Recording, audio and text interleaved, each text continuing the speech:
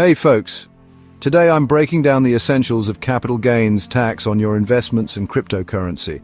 Please note that this video is just for entertainment purposes only and should not be taken as financial advice.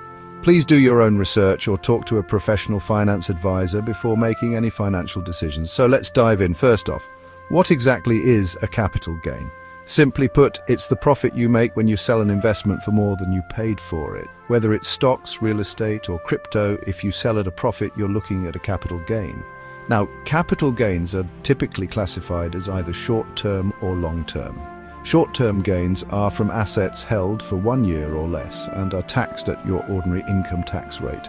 Long-term gains, on the other hand, come from assets held for more than a year and generally enjoy a lower tax rate.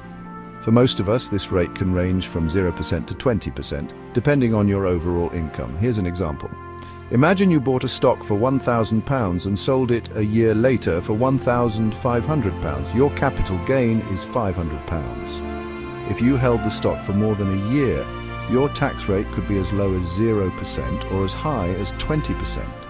If you held it for less than a year, you'd pay your regular income tax rate on that £500. Let's talk crypto. Cryptocurrency gains are taxed similarly to other investments.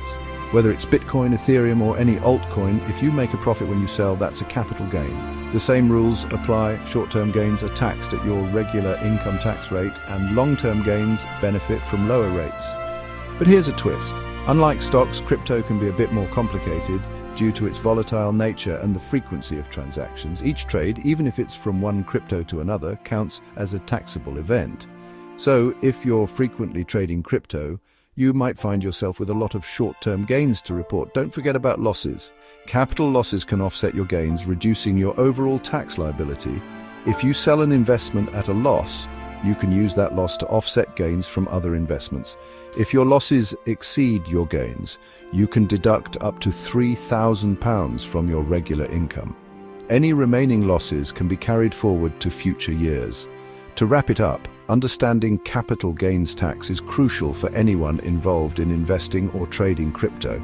Keep track of your transactions, hold investments for over a year whenever possible, and don't overlook the benefits of offsetting gains with losses. Thanks for tuning in, and remember, this is not financial advice. If you're unsure about your specific situation, consult with a tax professional. For more tips and insights, hit that subscribe button and stay informed. See you next time.